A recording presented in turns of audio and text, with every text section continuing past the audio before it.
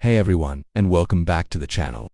Today, we're taking a deep dive into the concrete jungle where dreams are made of New York City, but we're not just looking at the city, we're looking up. We're exploring the incredible story told by its buildings, from the earliest Dutch houses to the super tall skyscrapers piercing the clouds today. This is the history of New York City, written in stone, steel, and glass. Our story begins in the 17th century, when New York was still New Amsterdam. The first European settlers, the Dutch, brought their distinct architectural style with them. Picture this: narrow brick houses with steeply pitched roofs and decorative stepped gables. You can still see a hint of this past in the narrow lot sizes of Lower Manhattan, though very few original Dutch colonial buildings survive in the city today. Their influence laid the groundwork for the city's dense, vertical future. Then came the British.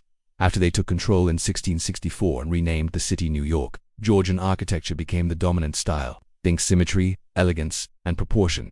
St. Paul's Chapel, completed in 1766, is a stunning surviving example. It's Manhattan's oldest public building in continuous use, a simple, elegant structure that even George Washington attended. This style reflected a growing city, one that was becoming a more organized and prominent colonial port. Federal style followed after the Revolution, embracing classical motifs from Greece and Rome, symbolizing the ideals of the new republic. You can see this in the grandeur of City Hall, a masterpiece of the era. That 19th century was a period of explosive growth and transformation for New York. Immigration boomed, and the city's population swelled. This created a massive demand for housing, leading to the rise of the tenement building. While often associated with overcrowding, these buildings are a crucial part of the city's architectural story, defining entire neighborhoods like the Lower East Side. At the same time, the city's elite were building opulent mansions along Fifth Avenue in styles that looked back to Europe's grand past. Think Beaux-Arts, a style characterized by ornate decoration, grand staircases, and classical details. Grand Central Terminal and the New York Public Library are two of the most breathtaking examples of this movement. Designed to project a sense of civic pride, wealth, and world-class status, this was the Gilded Age, and the architecture absolutely screamed it. Then, everything changed. The late 19th and early 20th centuries saw the birth of something truly American, something that would define New York's identity forever. The skyscraper.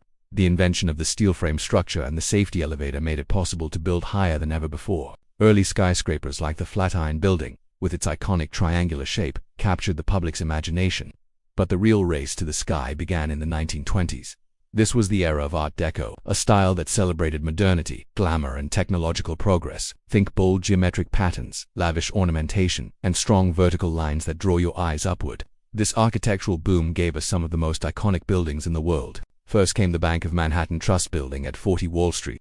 Then, just a few months later in 1930, it was surpassed by the Chrysler Building, with its gleaming terraced crown and eagle-headed gargoyles. The Chrysler is considered by many to be the most beautiful Art Deco skyscraper ever built. But its reign as the world's tallest was short-lived. Less than a year later, in 1931, the Empire State Building was completed. It was an astonishing feat of engineering, built in just over a year. And it stood as the world's tallest building for nearly 40 years. These buildings weren't just structures, they were symbols of American ambition, resilience, and a defiant optimism, even in the face of the Great Depression. After World War II, the architectural mood shifted again. The ornate decoration of Art Deco gave way to the clean lines and minimalist aesthetic of the International style. Think less is more. This style emphasized function, simplicity, and a rejection of non-essential decoration. Architects like Mies van der Rohe championed glass curtain walls and exposed structural frameworks. The Seagram Building on Park Avenue, completed in 1958, is a perfect example. Its sleek, bronze and glass facade set a new standard for corporate headquarters and influenced skyscraper design for decades. This style dominated the mid-century skyline, giving us forests of glass boxes that reflected a modern, efficient, and corporate New York. Then came the Twin Towers of the World Trade Center. Completed in 1973, their sheer scale was breathtaking. They were minimalist in design but monumental in their impact, briefly reclaiming the title of world's tallest buildings and reshaping the skyline of Lower Manhattan.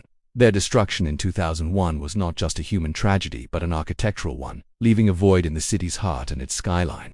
The rebuilding process at Ground Zero has defined much of New York's 21st century architectural journey. The centerpiece, One World Trade Center, rises to a symbolic height of 1,776 feet.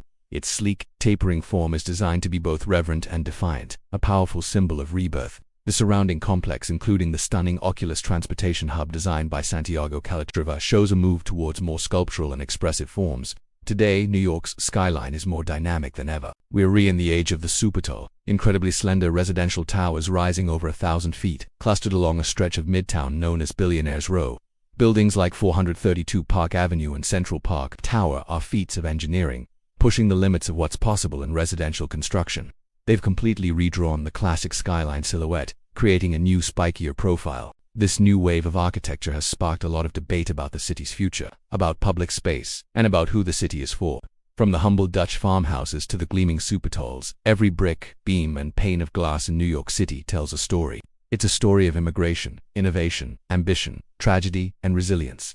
The city's architecture is a living museum, a vertical timeline of its history. So the next time you're walking through New York, don't forget to look up. You're not just seeing buildings, you're reading the autobiography of the greatest city in the world. Thanks so much for watching.